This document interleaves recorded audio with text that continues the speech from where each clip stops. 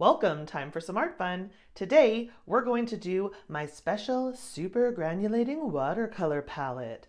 So stick around. For my 1,000 subscriber bonus, to celebrate, I would get some super granulating watercolors. I was super inspired by Natasha Newton, who did a beautiful video on the forest watercolor set. So in my last haul video, you will have seen this beautiful palette that I unboxed, and it's from Meeden.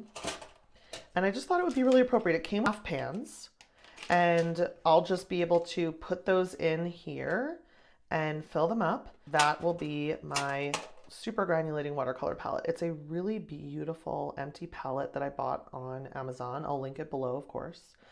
And I just thought that pattern would really make this stand out among all of my black and gray watercolor palettes that I have. And I would know just looking at this is my special fancy celebratory watercolor palette of super granulating colors. So what I'm gonna do, this is the only thing you or I have seen so far and already unboxed. So I'll put this to the side. All of these are the super granulating watercolors that I ordered from all different places: Cheap Joe's, Jackson's, and Michael's. Ooh, so many colors. Okay, so this one had Green Apatite Genuine, Rose of Ultramarine, which is just a mix of quinacridone rose and ultramarine blue. It's a convenience mix, but because of the ultramarine, it granulates. I've wanted that color for a long time and couldn't justify it until I had a palette just for super granulating colors. Moon Glow, an absolutely beautiful pale color shifting granulating color. Beautiful. Can't wait to swatch that. Cobalt Blue Violet. And I'll tell you, Natasha Newton started this whole deal, but I also watched Alana's, did this amazing super granulating and color shifting, color changing video that really set me off down the, I'm not just gonna get the ones that Natasha Newton showed, I'm gonna get a ton and do a whole 24 palette. I don't think I bought 24 colors, but I have room for 24 colors, so this way I can get a couple more in the future if something strikes my fancy. So I got this Raw Umber Violet. This was another video that I saw with a woman talking about her 3 favorite colors, and this was one of them.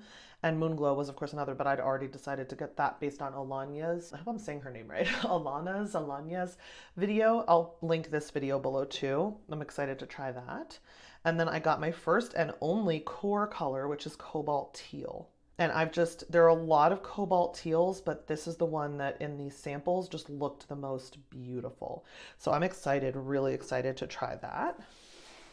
Let's put this in view so you can enjoy it while I open this next package. Ooh. Let's see if I can actually get this out. When I posted on my community tab here, look how cute this little box is. Eee, I'm so excited. I posted on my community tab here when I got the notification that this had shipped because I was so stinking excited. Oh, okay. We've got the Schmincke French Ultramarine. I've had their Ultramarine Finest, which does not granulate. Their French Ultramarine granulates beautifully. I got Schmincke Galaxy Rose. This is from their Super Granulating Galaxy set. But the Galaxy Rose was just the one that I thought from that set was the most unique and beautiful for a color that I would have been missing in this set. Same goes for Tundra Orange. This is the super granulating color from their Tundra super granulating set that I thought I'd really be missing if I didn't have. And then finally from Jackson's, I got the Mars Brown. Another just really pretty brown, granulating brown. That should be fun. Finally, the Cheap Joe's. Now this is a huge box, but it's just, I know, honey. That's my dog. Every time I do any kind of a video like this, he's like, are we playing? What's happening? He's so cute. So this full giant box is for a tiny box that's gonna be like this size. It's so funny. I don't know why they do this. But let's see. Get that invoice out of there. Okay, see what I mean? Nothing. Just this little thing. So this is the one that Natasha Newton tested out, and I was completely in shock at how beautiful these are. It's of course an all green. It's supposed to have other colors like forest olive, forest green. So those are the only two greens you're supposed to have. Forest blue, forest brown, forest gray. But when she swatched them, they definitely all looked green. And I was here for it. I don't know if we've met, but I love green. So this is what I have so far for my Supergranulating watercolor palette. Why don't we swatch them out, pan them up, and set up the palette together? What I did is I made swatches in my swatch book, which I use based on a Natasha Newton video where she started keeping a swatch book because she has so many watercolors. She even puts me to shame, and you know how many watercolors I have. But she keeps a swatch book, and I thought it was a fabulous idea just to have a place to make your initial swatches, to always be able to find them, almost like an encyclopedia for your own art supplies. So I've been keeping that ever since I saw her doing it. And I swatched out in there, of course, but I also made a swatch card that I keep in the palette. And you'll see me working on both. There it is on the left there. And I'm sitting in front of that. I have this beautiful palette in front of me open to that chart. And I literally can't even tell you how much I love these colors. I don't know how I've made it this long without these colors. And it really started to hit me when I got to the cobalt blue violet. So when we get there, I'll explain. But let's talk a little bit about what granulation even is. Some watercolors are completely flat and even. And if you make a flat wash with them, they can almost look like gouache. They can look like a flat wash. The difference being that they're a little bit more luminous because the white of the paper shows through a transparent watercolor. And that's something that us watercolor lovers love. We love that transparency where the white of the paper shines through, even if it's almost imperceptible, and it just gives it a glow and a movement that is stunning. But there are colors that can be either flat and even, like ultramarine finest, or there are colors that granulate and they don't look even. They look like they're currently still wet. They look like they're in motion, even as you look at them years later. And those are granulating watercolors. My favorite are the granulating watercolors. I've always loved granulating watercolors because I think they're super interesting to look at. And they just create all this texture and movement and interest.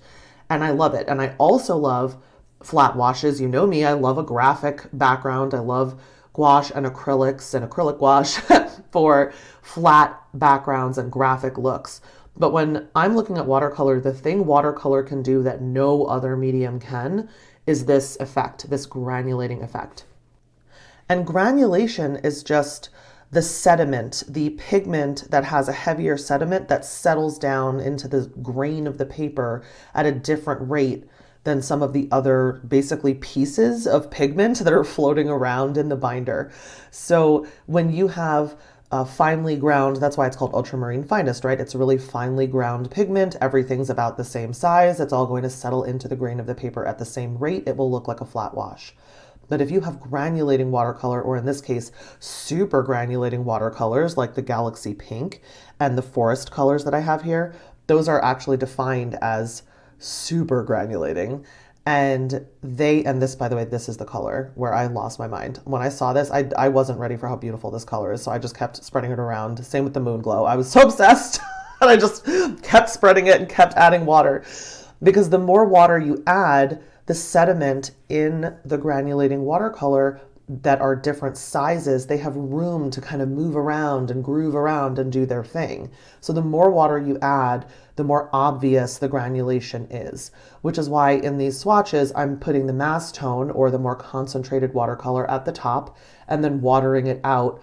But on a couple of these, like the Moon Glow and then this Cobalt Blue Violet that I cannot get over how obsessed I am with it. I don't know how I lived to this day without this. I almost started crying when I saw how beautiful it was.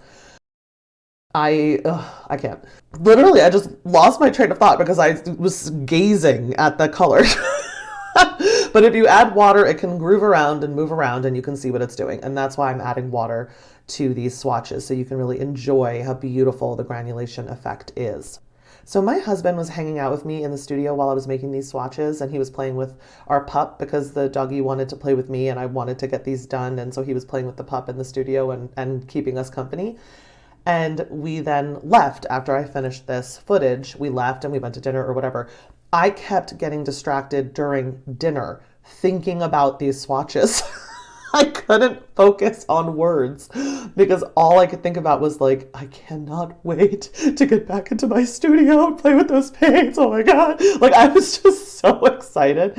Every color was so beautiful. I thought when I was first putting the colors down that, oh, I wonder if, the Galaxy Pink is a little similar to the Raw Umber Violet, or maybe the Galaxy Pink is a little similar to the Rose of Ultramarine, but it's not. In the light of day, when these completely dried, they're all very different.